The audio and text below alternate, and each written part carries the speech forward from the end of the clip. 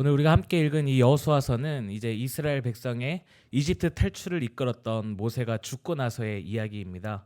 모세가 죽고 나서 새로운 지도자인 여호수아가 등장하게 되고, 이 여호수아가 이스라엘 백성과 함께 하나님께서 주시겠다고 한 약속한 그 가나안 땅을 정복해 나아가는 이야기가 이제 여호수아서인데요. 그중 우리가 읽은 이 1장은 모세가 죽고 나서 새로운 지도자로 떠오른 여호수아에게 하나님께서 하시는 그 말씀을 담고 있습니다. 그러면 새로운 지도자가 등극한다는 것이 기쁨의 일이어야 할 텐데, 사실 이 여호수아서 1장은 기쁨의 장은 아닙니다. 모세라고 하는 정말 위인과도 같은 이 지도자의 장례식을 시작함으로써 여호수아는 목회를 시작하게 됩니다. 더군다나 이 모세의 죽음은 너무나도 급작스러운 죽음이었습니다. 비록 모세가 나이가 많기는 했지만 모세는 굉장히 건강했거든요. 다윗과 같은 경우를 보게 되면 다윗은 노년에 나이가 많아서 늙어가지고 이불을 덮어도 따뜻하지 아니하였다고 열왕기상 1장에서 기록하고 있습니다. 그래서 어떻게 하죠? 그의 시종들이 젊은 처녀였던 수넴 여인인 아비삭을 데려와서 왕의 시중을 들게 하였습니다. 그러니까 주변 사람들이 어떻게 생각할까요? 다윗의 죽음을 준비하는 겁니다. 그러니까 아도니아가 왕위에 오르기 위해서 반역을 일으키게 되죠. 반면 모세는 어떠했느냐? 너무나도 건강했다라는 것입니다. 신명기 34장 7절인데요. 제가 읽어드리겠습니다. 모세가 죽을 때 나이가 120세였으나 그의 눈이 흐리지 아니하였고 기력이 쇠하지 아니하였더라. 비록 120세라는 나이였지만 눈도 멀쩡했고 기운도 멀쩡했습니다. 왜 죽었는지는 모르겠지만 이스라엘 백성들이 생각했을 때에는 너무나도 갑작스러운 죽음이었습니다. 미처 모세의 죽음을 준비하지 못했다라는 거죠. 모세가 노쇠해지고 병약해지고 했다면 아마 대비를 했었을 것입니다. 충분한 준비를 했었을 것입니다. 물론 하나님께서 모세의 뒤를 이어 여호수아를 준비해 놓으시기는 하셨지만 사람들은 모세가 자신들을 더 이끌어 줄 거라고 생각했을 거란 말이죠. 그런데 예기치 못하게 모세가 떠나버린 겁니다. 저는 여호수아서 1장을 읽으면서 막 사람들의 소리가 들리는 것 같아요. 이런 겁니다. 사람들이 이제 막 아우성을 치는 거죠. 앞으로 이제 어떻게 할 거냐고. 지금까지 모세만 믿고 따라왔는데 이제 조금만 더 가면 하나님이 말씀하셨던 가나안 땅인데 거기에는 요단강이 있고 여리고성이 있고 거대한 아낙 자손들이 있고 아직 넘어야 할 산들이 아직 많이 남아있는데 도대체 이 여호수아라는 친구가 우리를 어떻게 인도할 것인가에 대한 굉장한 걱정과 염려와 근심의 소리가 저는 들리는 것 같단 말이죠. 더군다나 오늘 본문 10절 이후부터 보게 되면 여호수아는 요단강을 건널 준비를 시킵니다. 하나님도 참 너무하시죠. 평소 때는 그냥 건너갈 수 있던 그 요단강의 물이 범람하고 넘쳐나는 겁니다. 그러니까 사람들이 더 아우성을 치지 않았겠습니까? 모세는 뛰어난 리더십을 보여줬기 때문에 모세의 말이면 백성들은 순종했을 겁니다. 그런데 2인자였던 여호수아가 이제 막 지도자의 위치에 올라왔기 때문에 여호수아가 마음에 안 들었던 사람들도 있었을 것이고 여호수아의 지도력을 의심하는 사람들도 있었을 거란 말이죠. 그러니까 여기저기서 이런 말 저런 말들이 나왔을 거란 말입니다. 그러니까 사람들 입장에서 보니까 요단강을 건너가는 것도 만만치 않은 일이고 그것을 어떻게 건너갈 것이며 방법은 뭐고 꼭 지금 건너가야 되는 것이며 말들이 너무 많았을 거란 말이죠. 저는 이 말씀을 읽으면서 이 여호수아의 마음을 조금은 이제 이해할 수 있었는데요. 사실 저는 누군가 앞에 나서서 이끌어가는 타입은 아닙니다. 저는 전형적인 2인자 스타일입니다. 굉장히 소심하고 굉장히 내성적이고 자신감 없고 가끔씩 센 척을 하지만 감당이 안 되는 저는 그런 타입인데요. 제가 설교 시간에 이제 아내 이야기를 종종 하잖아요. 물론 다 아내의 허락을 받습니다. 아내의 허락을 받지 않고 그런 이야기를 한다면 전 쓰레기죠. 아주 가끔 선조치 후보고를 할 때가 있어서 그렇지 저는 허락을 받습니다. 그렇게 허락을 받고 아내 이야기를 해도 괜히 소심해서 집에 가면 눈치를 봅니다. 그래서 제가 항상 설교를 하고 아내 이야기를 한 날에는 집에 가면서 기도해요. 하나님 제발 오늘 이 수요 예배 설교는 아내가 듣지 않게 해주세요. 하나님 금요 기도의 설교를 듣지 않게 해주세요. 그럼 세상이 너무 좋아져가지고 저는 이 유튜브를 금지시켜야 된다고 생각합니다. 그래야 이 시간에 더욱더 풍성한 나눔이 이루어질 텐데 말이죠. 아무튼 그렇게 집에 가면 정말 귀신같이 죄송합니다. 개혁주의적으로 올바르지 못한 표현 죄송합니다. 집에 가면 기가 막히게 제 설교를 듣고 있는 거예요. 그래서 그냥 뭐 당당하게 가가지고 그래 이야기했다 어쩔래 이렇게 나가야 되는데 괜히 눈치를 보고 또 이걸로 상심한 건 아닌지 아내 눈치를 살핀단 말이죠. 여러분, 누군가를 이끌어간다라는 건 강단이 있고 리더십이 있고 때로는 결단력이 있고 추진력이 있어야 되는데 저는 그러질 못하거든요. 거기에다가 오늘 본문을 보면서 제 가슴을 후벼 팠던 구절이 하나 있습니다. 그게 뭐냐면 1절의 말씀에서 1절을 자세히 보시면 모세를 지칭하기를 여호와의 종 모세라고 기록을 하고 있습니다. 그런데 여호수아에게 붙은 호칭이 무엇이냐 하면 모세의 수종자 눈의 아들 여호수아였다라는 거죠.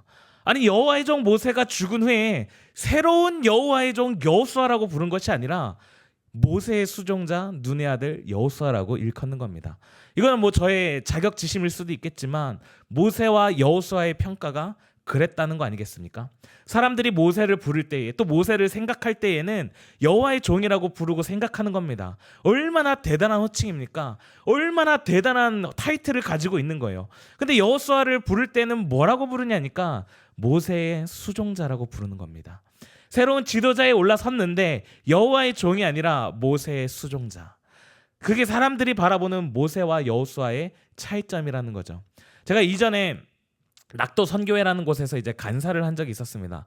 근데 문제는 뭐였냐면 이 간사 출신인 분들을 보면 좀 하나같이 다 괜찮으신 분들이었어요. 제일 처음 간사님을 하셨던 분은 저기 안산 동산교회에서 행정수석 목사님을 하셨습니다. 또 한 분은 이제 오른교회라고 이제 다니엘 기도회를 하는 그 교회인데요. 거기에서 이 다니엘 기도회를 기획하고 담당하는 목사님이십니다. 또 다른 한 분은 또 뭐 신반포 교회에서 사역하셨던 그런 다들 큰 교회에서 사역하셨던 분들이에요. 그리고 나서 이제 제가 간사로 올라갔는데 그때 당시에 저는 이제 장흥교회라고 저기 전라도 장흥이 아니라 경기도 양주에 있는 이런 계속해서 설명을 덧붙여야 되는 그런 곳에서 사역을 했었거든요. 그러니까 제가 갑자기 간사가 돼버리니까 약간 급이 안 맞는 것 같다라는 생각이 들기도 하고 제가 부족한가라는 생각이 들기도 하는 겁니다. 지금 여호수아가 그런 상황인 거죠. 성경에서 모세가 죽을 때 이야기하기를 이스라엘에 모세와 같은 선지자가 없었다라고 이야기할 만큼 굉장히 탁월하고 엄청난 지도자입니다. 여호와의 종 모세라고 불릴 만큼 이스라엘 백성들은 이 여호와의 종 모세만 따라가면 아무런 걱정이 없는 거예요. 모세가 하자는 대로만 하면 되는 겁니다. 그런데 그 모세가 죽어버린 겁니다. 그러니까 사람들이 어떻게 됐을까요? 갑자기 벙 쪄버리는 거죠. 모세만 믿고 따라왔는데 모세가 죽어버리는 겁니다. 여러분, 만약 제가 사임을 합니다. 그럼 여러분 어떠시겠습니까? 그냥 감사합니다. 여러분, 제가 만약 사임을 해요. 그러면 누가 온들 여러분 만족하시겠습니까? 여러분, 한번 장민혁을 맛본 이상 만족이 되겠냐고요. 뭐 된다면 어쩔 수 없고요. 제가 아까 말씀드렸죠. 엄청 소심하다고요. 설교자를 이렇게 많이 도와주셔야 설교가 잘 진행이 될 것 같습니다. 그런 거죠. 물론 하나님이 하셨지만 10가지 재앙을 일으켰고 홍해를 갈랐고 반석에서 샘물을 터뜨렸고 엄청난 카리스마로 백성들을 이끌었던 모세를 경험했던 이 이스라엘 백성들, 이 모세의 수종이었던 여호수아가 눈에 찼겠냐라는 것이죠. 물론 여호수아가 앞장서서 수많은 일들을 감당하기는 했지만 여호수아가 지도자의 나이에 올라갔을 때 아마 80세 이상이었을 거라고 많은 학자들이 추측을 합니다. 젊은 사람도 아니고 이제 다 늙은 할아버지를 따라가야 될 입장인 겁니다. 문제는 이제 이스라엘 백성들이 하나님이 약속한 그 가나안이라는 땅에 들어가기 위해서는 전쟁을 해야 되는데 또 요단을 건너야 되는데 여리고를 넘어야 하는데 그러기에는 여호수아는 이미 늙어버렸다라는 거죠. 아마 여호수아에게는 엄청난 부담감과 걱정들이 많았을 겁니다. 자신의 연약한 부분들과 나이에 대한 걱정, 또 앞전에 있던 모세에 대한 부담감, 앞으로 대적하게 될 가나안 사람들의 강대함 같은 여러 가지 걱정과 불안과 두려움 등이 분명히 여호수아에게 있었을 거란 말이죠. 그러니까 하나님이 여호수아를 향해서 뭐라고 이야기를 하느냐? 7절에 보니까요. 좌로나 우로나 치우치지 말라는 겁니다. 여러분, 이 말의 전제 조건이 뭘까요? 좌로나 우로나 치우치지 말라. 이 말은요, 이미 좌로나 우로 치우치고 있다라는 겁니다. 이 말을 들으니까 이 말이 맞는 것 같고 저 말을 들으니까 저 말이 맞는 것 같다라는 거죠. 1장에서 사람들이 말이 얼마나 많았으면 하나님이 여호수아를 향하여서 좌로나 우로나 치우치지 말라라고 이야기하겠습니까? 여호수아가 아마 이랬을 것 같아요. 이제 앞으로의 일을 계획하면서 아마 그동안 모세와 함께 일을 했던 원로들이나 좀 대단한 사람들에게 찾아가가지고 의논했겠죠. 자문을 구했겠죠. 그러면 이 사람을 만나면 이 사람 말이 옳은 것 같고 저 사람을 만나면 저 사람 말이 맞는 것 같고 그러니까는 진짜 미쳐버릴 것 같은 거예요. 한 명씩 나와가지고 나 때는 말이야 그러면서 자네가 잘 모를 텐데 내가 40년 동안 모세 옆에서 있어 보니까 이건 이렇게 해야 돼. 그러니까 또 옆에서는 그게 아니야. 이건 이렇게 해야 돼. 라면서 여러 가지 조언들이 들어오니까 더욱더 혼란스러워졌을 거란 말이죠. 여러분 그런 여호수아가 당연히 기도했을까요? 안 했을까요? 당연히 했겠죠. 뭐라고 기도했을까요? 뭐라고 기도했는지는 모르겠지만 저 같으면 하나님 이제 제가 모세의 뒤를 이어서 이 백성들을 이끌게 되었습니다. 하나님 저에게 지혜를 주시고 리더십도 주시고 백성들의 마음을 움직여서 저를 잘 따르게 해주세요라고 기도했을 거란 말이죠. 그런데 하나님의 기도의 응답이 조금 다르게 나타납니다. 하나님께서 여호수아에게 주신 말씀, 그 기도의 응답이 오늘 본문의 말씀인데요. 우리 5절부터 9절에 있는 말씀인데 같이 한번 읽어보겠습니다. 5절부터 9절인데요. 성경책을 펼치시고요. 5절부터 9절까지 있는 말씀 같이 읽겠습니다. 시작. 내 평생에 너를 능히 대적할 자가 없으리니 내가 모세와 함께 있었던 것 같이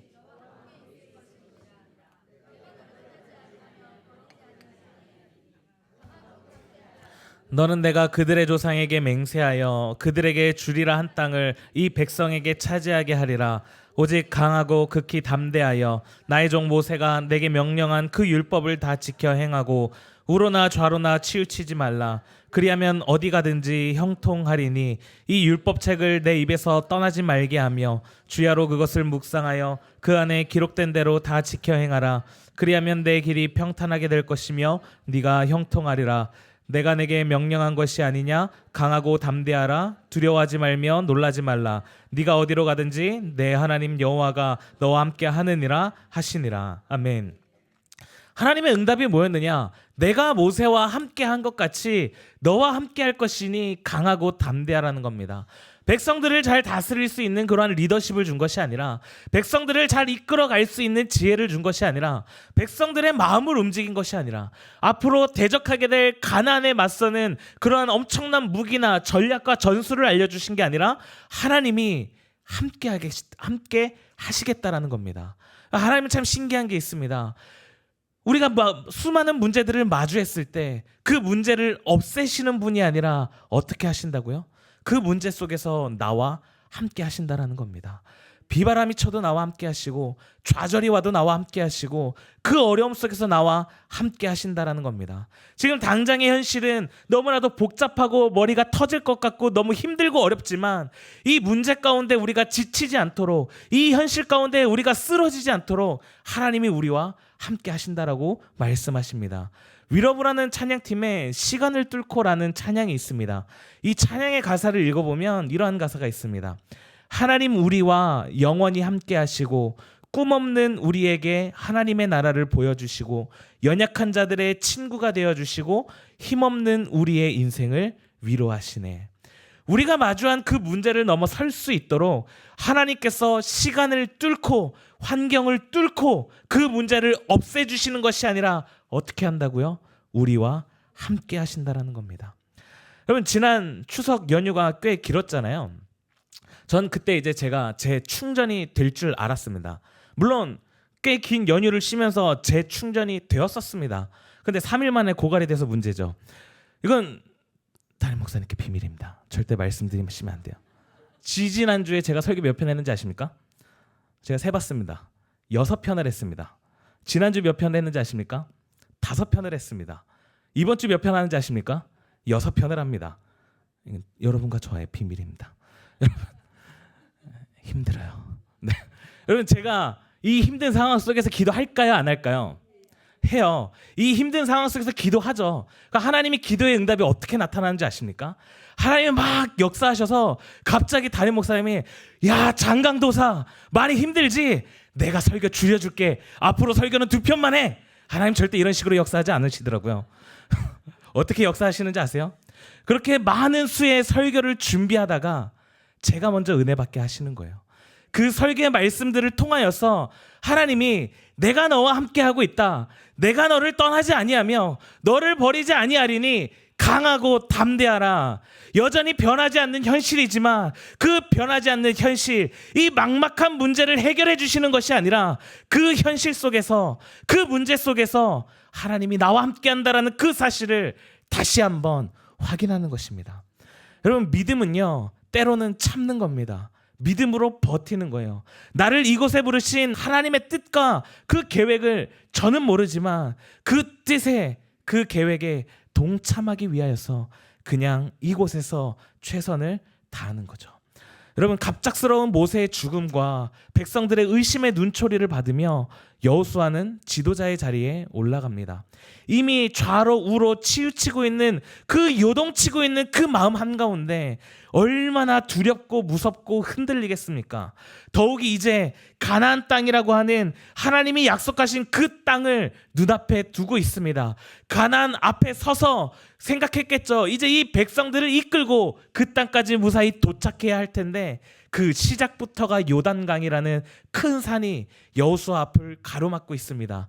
두렵죠. 무섭죠. 흔들리는 그 상황에서 하나님에게 기도해서 하나님 용기를 주십시오. 하나님 지혜를 주십시오. 하나님 리더십을 주십시오라고 했을 때 없던 용기가 나서 씩씩해지는 것이 아니라, 없던 지혜가 생겨서 똑똑해지는 것이 아니라, 여전히 나는 부족하고 두렵고 무섭고 흔들리는 연약한 존재이지만 하나님이 나와 함께 하심으로 나의 용기가 되어주시는 것입니다. 하나님이 나와 함께 하심으로 나의 지혜가 되어주시는 것입니다. 그 문제 가운데에서 우리들이 쓰러지지 않게, 좌절하지 않게 붙잡아 주시는 그 하나님을 믿고 우리는 그저 한 걸음 한 걸음 나아가는 것입니다.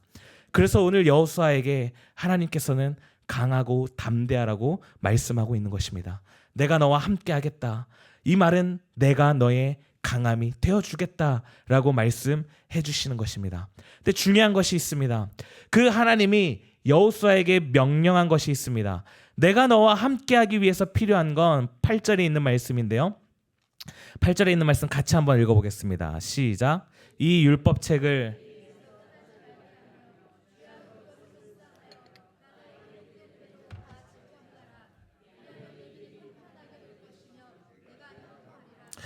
아멘. 뭐라고 말씀하느냐? 바로 말씀을 읽고 행하라는 겁니다. 여러분, 왜 우리가 말씀을 읽어야 하는지 아세요? 하나님을 붙잡기 위해서 우리는 말씀을 읽는 겁니다. 우리가 처한 현실을 마주하다 보면 자칫 하나님을 잊고 살아가기 너무나도 쉽습니다. 그렇지 않습니까? 아침에 일어나서 눈 뜨면 밥 차리고 직장에 가고 일하고 밥 먹고 퇴근하고 와서 씻고 밥 먹으면 하루가 끝이 납니다. 우리의 일상 속에서 하나님을 기억하기란 결코 쉽지 않습니다. 제가 최근에 제 스스로에게 깜짝 놀랐던 게 한 가지 있습니다. 이제 제가 새벽 예배를 참여하잖아요. 근데 이제 이렇게 새벽 예배를 나오는 게 너무 이제 루틴화 되어 있고 일상화가 되다 보니까 제 머릿속에서 무슨 생각이 드느냐? 언제 새벽 예배를 빠져야겠다라는 생각이 드는 겁니다. 여러분, 이 예배가 하나님께 나아가는 거잖아요. 근데 어느샌가 한가람교회가 저의 직장이 되어버리고 이 새벽 예배가 저의 일상이 되어버리니까 그 안에, 그 예배 안에서 역사하시는 하나님을 제가 기억해내지 못하는 겁니다. 그러니까 무슨 생각을 하는 거예요? 언제 빠져야겠다라는 생각을 하게 되는 거죠. 여러분, 우리가 진짜 말씀을 읽지 않으면 순간순간 하나님을 잊어버린다니까요. 우리가 말씀을 읽어야 하는 이유는 비록 우리의 삶은 지치고 힘들고 어렵지만, 우리가 마주한 현실은 녹록지 않지만 나와 함께 하시는 그 하나님을 다시 한번 기억하고 떠올리기 위해서 우리는 말씀을 읽는 것입니다. 주변 사람들의 입방아에 마음이 요동치는 여호수아에게 하나님은 율법책이 입에서 떠나지 말게 하며 주야로 묵상하며 기록된 대로 다 지켜 행하라고 명령하십니다. 여러분, 하나님의 말씀이 들리면 옆에 있는 수많은 소음들이 있지만 그것들이 싹 사라지게 되는 것입니다. 그 노이즈들이 사라져요. 여러분, 우리에게 진짜 필요한 건 뭘까요? 하나님의 음성, 그 하나님의 보이스 아니겠습니까? 하나님의 보이스가 우리의 귓가에 울리게 되면 그 소음들, 그 노이즈들은 순간 사라지게 된다라는 것입니다. 여러분, 그게 내 삶에 딱 임하게 되면, 하나님의 진짜 그 음성이 우리의 귓가에 들리게 되면 두려움이 사라지기 시작하게 된다라는 것이죠. 이러한 주의 말씀이 임하게 되면 마치 창세기 1장의 역사하고 똑같은 역사가 시작됩니다. 흑암과 혼돈과 공허의 깊음 속에 있다가 빛이 있으라 하심에 그 한 말씀이 임하자마자 모든 무질서가 멈추어 버리는 겁니다. 내 삶에 혼돈과 공허하고 정말 무질서 같고 어지러운 그 내 삶에 하나님의 빛이 임하면, 하나님의 음성이 임하면 그 모든 것들이 멈춰지고 하나님의 질서가 우리 안에서 작용되기 시작한다라는 것이죠. 여러분에게 그런 놀라운 은혜가 있기를 간절히 소망합니다. 오늘 우리에게 필요한 건 하나님의 음성, 그 말씀이 필요하다라는 것이죠. 그러기 위해서 우리에게는 두 가지의 모습이 있어야 됩니다. 첫 번째로 어떠한 것이냐면 우리가 먼저 하나님의 말씀을 진짜 하나님의 말씀으로 들을 수 있는 믿음이 필요합니다. 반드시 하나님의 말씀을 하나님의 말씀으로 들어야 한다는 것이죠. 그리고 두 번째, 그 하나님의 말씀을 들음으로써만 끝나서는 안 되고 살아내야 될 믿음이 또 존재한다는 겁니다. 들어야 될 믿음과 살아야 될 믿음, 이론과 실제가 중요하듯 이론만 알면 안 되고 실제도 알아야 한다라는 거죠. 그래서 하나님이 뭐라고 말씀하시느냐, 율법책이 떠나지 말게 하며 주야로 묵상하고, 그리고 나서 뭐라고 말씀하시냐면 기록된 대로 다 지켜 행하라고 명령하십니다. 오늘 이 말씀을 통해서 우리가 매일 묵상하는 그 말씀들을 통하여서 내 삶을 향하여 하나님이 이렇게 말씀하시는 겁니다. 내가 너를 향한 뜻이 있어. 내가 너를 향한 계획이 있어. 너를 보장해 줄 것이 아무것도 없고, 그렇기 때문에 상실감이 느껴지고 남들처럼 되지 않는다고 답답하기도 하고 내가 어디 있어야 될지 몰라서 혼란스럽기도 하겠지만 나는 너와 함께 할 거야. 하나님의 지키심이 다시 한번 하나님의 그 약속을 통해서 확인되어지는 그 말씀을 우리가 묵상했다면 우리는 그 말씀을 붙들고 우리의 일상에서 그 말씀을 살아내야 한다라는 것이죠. 여러분, 여호수아는 지금 가나안 앞에 서 있습니다. 그러나 가나안 앞에 서 있는 여호수아는 결코 평탄하지 않습니다. 그 내면엔 온갖 복잡함과 두려움과 괴로움이 공존하고 있습니다. 새로운 지도자가 되었고 이제 백성들을 이끌고 가나안 땅으로 들어가야 합니다. 그런데 하나님이 가나안 앞에 서 있는 여호수아에게 주신 것은 그들을 정복할 군대가 아니라 전쟁에서 승리할 수 있는, 백성들을 잘 다스릴 수 있는 특별한 능력이 아니라 말씀을 읽고 지켜 행하라는 명령과 내가 너와 함께 하겠다라는 선언입니다. 여러분, 이 말 듣고 저 말 듣다가 우리는 어떻게 되느냐? 자빠지는 겁니다. 그래서요, 다 챙기려고 하면 안 됩니다. 때로는 내려놓을 필요가 있습니다. 하나님의 부르심 앞에서는, 하나님의 그 말씀 앞에서는 내려놓지 않고서 주의 뜻이 이루어지는 게 아무것도 없다라는 거죠. 먼저 내려놓아야 할 것들을 다 내려놓아야 합니다. 내가 생각했던 우선순위를 내려놓고 하나님이 뜻하시는 그곳을 향해서 나아가기 시작하는 겁니다. 그래서 우리는 나에게 주신 그 말씀에만 집중하는 것입니다. 하나님의 말씀에만 집중하고 한 걸음 한 걸음 나아가는 것입니다. 그때 하나님이 함께 하시는 것입니다. 그렇게 내 앞에 두려움과 무서움을 말씀으로 이겨내고 하나님이 함께 하심을 경험하고 나면 이것은 믿음의 예방주사가 된다라는 것이죠. 다른 게 찾아오면 너무나도 쉬워지는 거예요.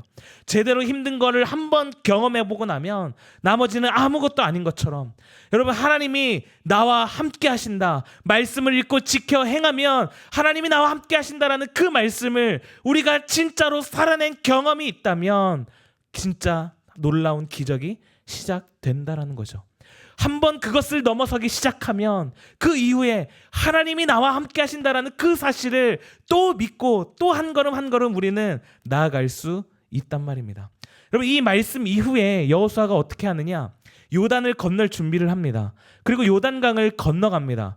그렇게 하나님의 함께 하심을 경험합니다. 그 경험으로 여호수아는 다시 한번 가나안에 있는 민족들과 맞서 싸우는 일을 행합니다.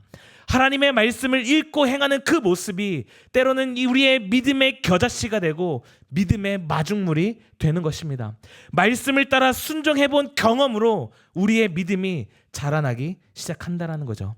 진짜 신앙은 들은 신앙으로 끝나버리는 것이 아니라 그 말씀을 가지고 몸으로 살아가면서 때로는 힘들지만 순종할 때 나타나는 그 믿음이 나를 자라나게 하고 성숙하게 하고 가장 중요한 나의 신앙의 DNA가 되어진다라는 것입니다. 이러한 신앙의 DNA를 갖추는 우리 한가람의 성도님들 되시기를 소망합니다. 역경의 시간들마다 어려울 때마다 신앙의 수준이 대단한 사람은 없습니다. 저는 다 믿음으로 할 수 있습니다. 저는 다 견딜 수 있습니다. 뭐 있는지는 모르겠지만 전 여태까지 그런 분 한 번도 본 적이 없습니다. 저조차도 어떠냐면 위기가 오고 날마다 가나안 앞에 서서 발발 떨고 있는 제 모습을 만납니다. 눈물을 다 흘리고 나서 다시 한 번 더 정신을 바짝 차려서 주의 말씀을 의지하며 나아가는 거예요. 지금도 무서워요. 제가 청년부에 처음 올라와서 하는 행사가 이제 뭐냐면 11월 8일에 이제 체육 대회를 진행합니다. 다른 교회랑 이제 같이 진행하게 되는데요. 저희 지금 청년부 인원이 30여 명쯤 되니까 참여 인원을 20명으로 잡았습니다. 여러분 지금까지 참가하겠다고 한 사람이 몇 명인지 아십니까? 10명입니다. 10명. 여러분 혹시 집에 자제분들이 청년이다. 우리의 손주가 청년이다. 조카가 청년이다. 강제로 좀 보내주십시오. 제가 맨날 중고등부 애들 보고 이 썩을 놈들 농담 삼아서 이렇게 이야기하는데 그것보다 더한 놈들을 만났어요. 여러분 사역을 하면서 왜 불안하지 않겠습니까? 왜 무섭지 않겠습니까? 그러나 기도하는 것은 하나님 인원 좀 많이 보내주세요가 아니라 하나님 나와 함께하여 주시옵소서. 무섭고 불안하고 흔들리는 저와 함께하여 주시옵소서. 우리의 청년부와 함께하여 주시옵시고 우리 중고등부와 함께하여 주시옵시고 우리 한가람 교회와 함께하여 주시옵소서. 이 기도를 가지고 저는 나아가는 것이죠. 우리의 목표는 착하게 사는 것에 선하게 사는 것에 있지 않습니다. 그렇다고 우리의 목표가 이 세상의 부나 명예나 가치관을 따르지도 않습니다. 지금까지 혹시라도 돈만 또 명예만 자녀만 보고 살아왔다면 그것을 넘어서서 나의 영원한 인도자가 되시고 나를 이끄시는 나와 늘 함께 하시는 하나님을 바라보게 되시길 간절히 소망합니다. 그러기 위하여서 하나님의 말씀을 듣고 묵상하십시오. 그것을 어플리케이션 내 삶에 적용하고 살아가는 것입니다. 그렇게 살아갈 때 우리는 또 다시 한번 우리 앞에 마주한 가나안을 넘어서게 되는 것입니다. 여러분 오직 하나 그 말씀을 붙잡고 살아가는 것입니다. 말씀에 순종하는 사람을 통하여 하나님은 길을 여십니다. 하나님은 길로 우리를 인도하신 적이 없습니다. 길이 없는 그것을 믿음으로 순종할 때 하나님은 길이 되게 하십니다. 그래서 주님이 이렇게 말씀하시는 거예요. 내가 곧 길이요 진리요 생명이니 나로 말미암지 않고는 아버지께로 갈 자가 없다라고. 여러분 그분의 길은 보이지 않습니다. 보이지 않는데 순종하는 사람들에게만 허락하신 길입니다. 어떻게 가야 할지 보이지 않던 가나안 앞에서 두려움과 불안함과 걱정과 근심을 안고 있던 그 여호수아 앞에서 여호수아가 하나님과 함께 한 걸음 한 걸음 동행했던 이유는 하나님의 말씀을 지켜 행하고 그 말씀을 주야로 묵상하며 그 말씀을 입에서 떠나지 아니하게 하였던 것처럼 우리 여호수아와 같이 언제나 우리의 길 대신 주님 붙들고 보이지 않는 가나안 앞에서 길 대신 하나님을 붙잡고 강하고 담대하게 나아가는 우리 한가람의 성도님들 되어지시기를 간절히 소망합니다.